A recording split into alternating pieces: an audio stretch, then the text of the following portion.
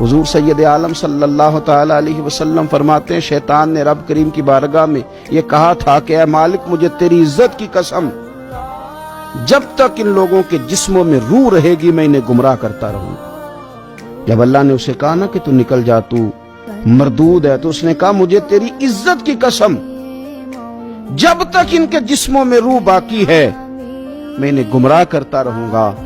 تو میرے کریم محبوب علیہ السلام مدینے والے پیارے حبیب علیہ السلام فرماتے ہیں رب کریم نے فرمایا سن او ابلیس، اگر تو یہ قسم اٹھاتا ہے کہ تو جب تک ان کے جسموں میں روح ہے انہیں گمراہ کرتا رہے گا تو پھر مجھے بھی اپنے عزت اور جلال کی قسم یہ جب تک مجھ سے معافی مانگتے رہیں گے میں انہیں معاف کرتا رہوں گا، میں بھی انہیں معاف کرتا رہوں گا یہ جب جب مجھ سے بخشش مانگیں گے، جب جب مجھ سے بخشش مانگیں گے۔ کہ اللہ بندے کو اپنے سامنے سے ہٹنے نہیں دے گا جب تک اس سے 4 سوال نہیں کرے گا۔ آپ دیکھیے میں دیکھوں کیا ہم ان سوالوں کے جواب دینے کے لیے اپنے آپ کو تیار کر رہے ہیں۔ پہلی چیز اللہ پوچھے گا عمر کہاں گزاری۔ دوسرا سوال اللہ تعالیٰ علم کے بارے میں پوچھے گا، جو پڑھا تھا بتا عمل کہاں تک کیا۔ تیسری بات اللہ پوچھے گا مال کمایا کیسے اور مجھے بتا مال خرچ کہاں کیا۔ جوانی کے بارے میں پوچھا جائے گا تیری جوانی کے خوبصورت دن کہاں گزرے۔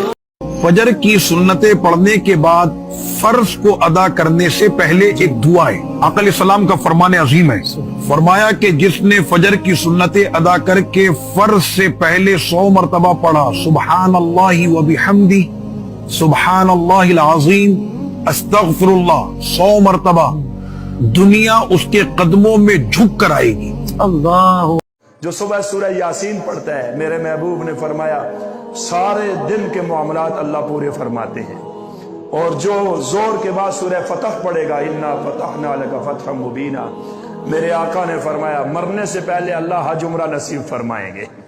جو عصر کے بعد سورہ نبا پڑھتا ہے عما یتساءلون عن النبأ العظیم، اللہ قیامت کے ہولناک منظر سے محفوظ فرمائیں گے۔ جو شخص مغرب کے بعد سورہ واقعہ پڑھے گا اللہ مرنے دم تک کسی کا محتاج نہیں کریں گے۔ جو شخص رات کو سورہ ملک پڑھے گا اللہ قبر کے عذاب سے محفوظ فرمائیں گے۔ آقا کریم علیہ الصلوۃ والسلام نے ارشاد فرمایا صبح کا آغاز صدقے سے کیا کرو کیونکہ مصیبت صدقے سے آگے قدم نہیں بڑھاتی۔ اور جو بیچارے غریب صرف اتنا ہی کما سکتے ہیں جتنی مزدوری کرتے اور تھوڑی سی کمائی میں سے بھی خرچ کرتے ہیں، ان پر جو منافق تان کرتے اور ہنستے ہیں اللہ ان پر ہنستا ہے اور ان کے لیے تکلیف دینے والا عذاب تیار ہے۔ تم ان کے لیے بخشش مانگو یا نہ مانگو برابر ہے، اگر ان کے لیے 70 دفعہ بھی بخشش مانگو گے تو بھی اللہ ان کو نہیں بخشے گا، یہ اس لیے کہ انہوں نے اللہ اور اس کے رسول سے کفر کیا۔